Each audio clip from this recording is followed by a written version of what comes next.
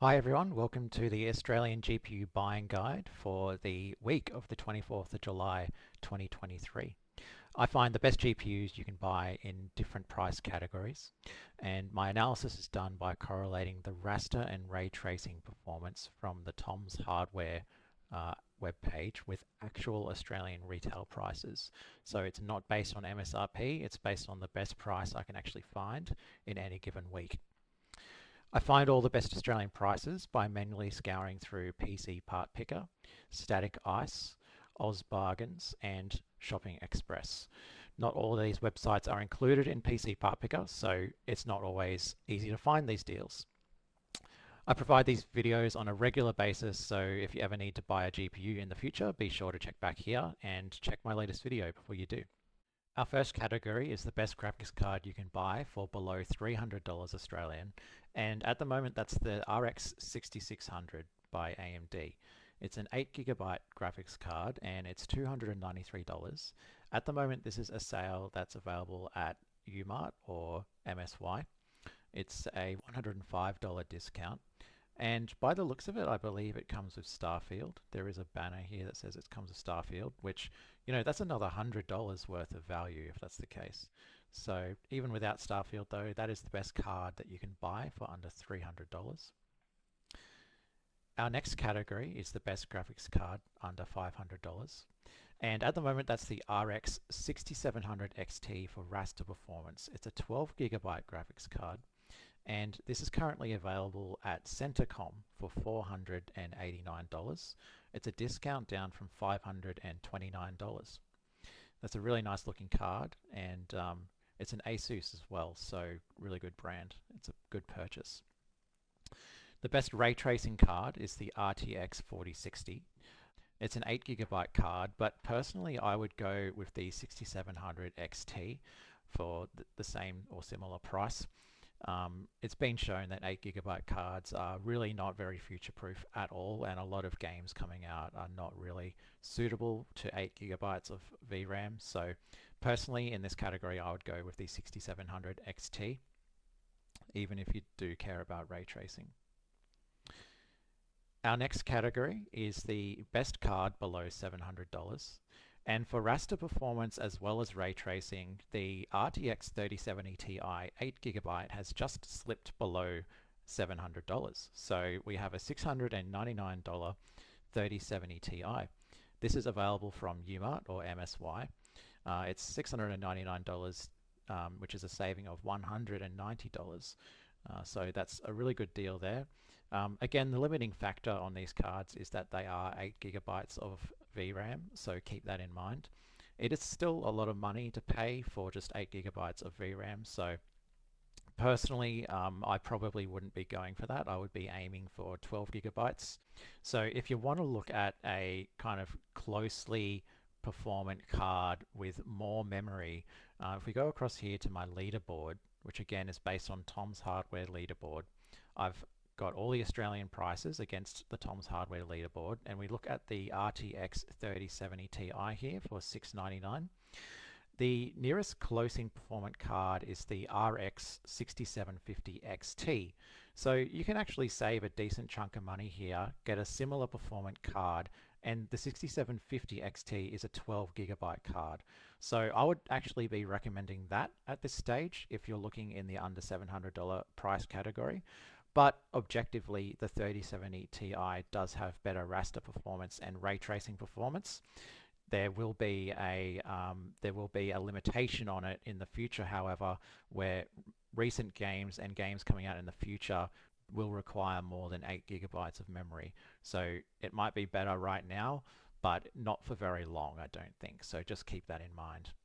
Our next category is the best graphics card you can buy below $900, and at the moment for raster performance, that is the 6800 XT, which is a 16GB card. This card is available from Amazon. It's a Swift XFX Swift 319, very nice looking card, and yeah, it's $835. That's the cheapest one I could find. For ray tracing, the best performant card is the RTX 4070 in this category. It's a little bit more expensive and has a little bit less memory, but 12 gigabytes is perfectly suitable.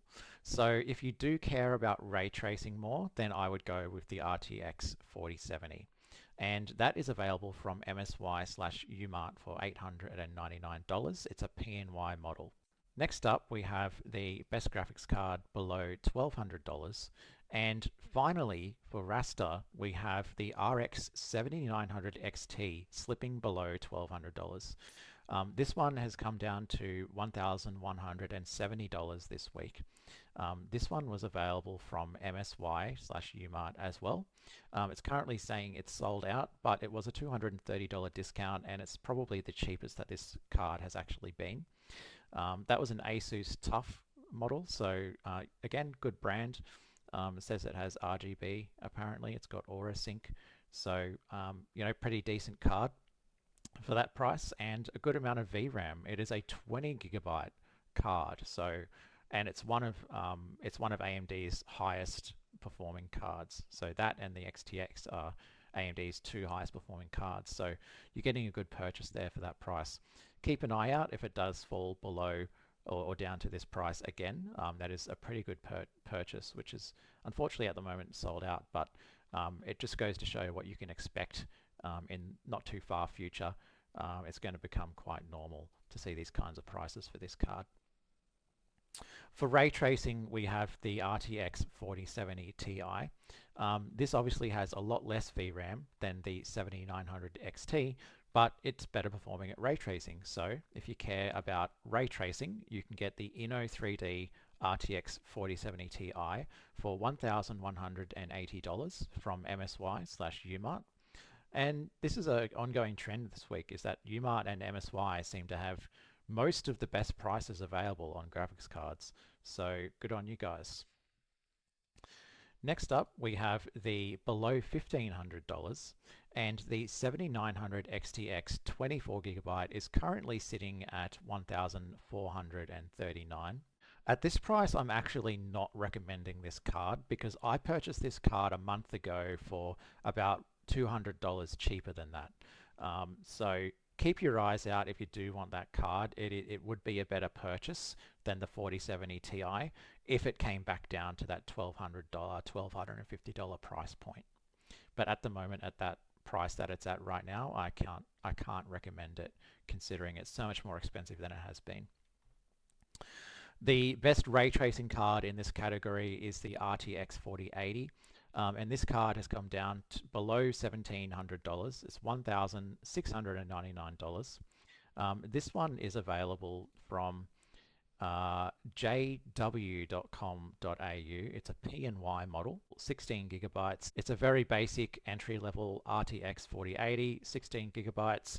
But there it is. It's going to perform just as well as most other 4080s, and that's a pretty good discount from the 2000 price point that it was at.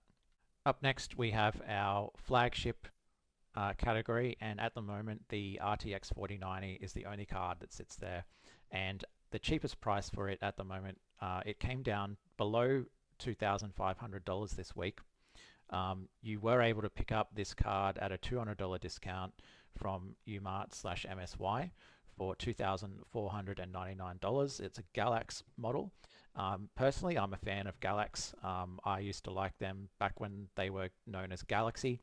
I remember them setting world records with their AMD cards, which were ATI back at the time. But yeah, it's a 24 gigabyte RTX 4090, and that's one of the best prices I've seen for this chipset, the 4090. This one is currently sold out, but again, this just goes to show the kind of price that this card is about to slip down to. The currently cheapest available in stock model is $2,641, and that's an MSI RTX 4090. I recently actually purchased this exact card recently myself, and I'm going to do a review on this one soon to come as well. That's our final category for the price guide, and then we have some noteworthy mentions. The absolute cheapest graphics card you can buy is the RX 6400. It's a 4 gigabyte card and it's $203. It is bargain bin. cheapest card you can absolutely get within the last 2 or 3 generations of cards. 4 gigabytes of memory is going to be very limiting, obviously, but if you're working with a budget, unfortunately, that's what you have to live with. You're not going to be able to run all the latest games at the highest or maybe even not even medium settings. But if you're doing esports or more simple games, like Fortnite, for example, it's perfectly fine. You'll get decent frame rates on this kind of card. Just don't expect to run everything at high settings, that's all. The cheapest 8 gigabyte card you can get is the RX 6600 for $293. The cheapest 12 gig is the 3060 12 gigabyte for $419. And the cheapest RTX card you can get is the RTX 3050 8 gigabyte for $339. Now, I actually think that's pretty decent. If I was going to buy a card in the under $300 category, I would try to punch up to this card if you can get the extra $40. The good thing about RTX cards, even though this is an entry-level RTX card, it still has all the same features as all the other 3000 series RTX cards. That means you get DLSS, you get the ray tracing hardware, and the big thing there is honestly DLSS. It makes a world's worth of difference.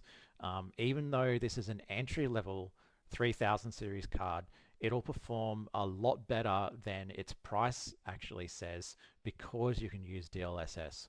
So keep that in mind. I've actually got a 3050 in a laptop, which is not even as powerful as the desktop version, and I'm surprised what kind of games I can run at 1440p 4K just by turning on DLSS. Here are some cards to avoid. So the first one I want to mention is the card that just came out from NVIDIA, the 4060 Ti 16 gigabyte. This is an absolute joke.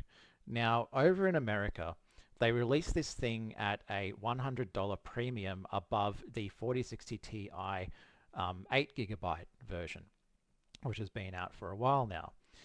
Now, over in Australia, what do we get? Well, the cheapest 4060 8 gigabyte we can get is $584. Okay, so how much more do you think it would be for the exact same chipset, exact same card, supposedly, except a bit more memory? Well, the cheapest I could find on pre-order for Australia is $860. You've got to be joking. $860. That's a $275 price premium over the 8 gigabyte model, right? And they shouldn't have released that card with only 8 gigabytes to begin with. So to put this into perspective, let's go over to my leaderboard here and we have a look. Here's the RTX 4060 Ti 8G for $484. And the 4060 Ti 16G is all the way up here for $859, and it's almost the same price as the RTX 4070. It's $40 off it, right? Another $40 and you've got a 4070. What's the point of this card? And how is it so much more expensive in Australia? We get ripped off all the time here with our GPU imports. It's really not fair. Other noteworthy mentions on cards to avoid is any RTX 2000 series card. If you're buying I'm talking about buying brand new, right? On the used market, you might find some good deals. But any brand new card I've seen on the market, the 2000 series at the moment, they're an absolute rot. The only stock that seems to be left are at strange little stores like Amazon and eBay, and they're just massively overpriced and never going to sell. Just avoid those. Don't buy a 2000 series card new. You should be looking at 3000 or 4000 series cards if you're buying new at this point. Other cards to avoid, again, I'm talking buying brand new, is the RTX 3090 Ti and the 3080 Ti. Look at the prices on these things. $3,000 and around $2,500. These are bordering, I mean, those are priced $2,500. You can get an RTX 4080, and it's going to perform miles better than a 3080 Ti. And $3,000, you're getting up in the 4090 territory there. You can actually buy a 4090 for that much money. So again, these are those kind of cards where there's just a little bit of stock left in some strange places like Amazon and eBay, and the sellers on those platforms don't always know what they're doing, or I don't know why it is, but they just have really unrealistic prices a lot of the time. So those are our noteworthy mentions for this week, and that rounds up our GPU guide for this week as well. Do subscribe if you find this helpful. I'm going to be releasing these videos on an ongoing basis. It takes a lot of effort to put all this data together, so I would appreciate a like on the video if this has helped you, and I hope to see you next time.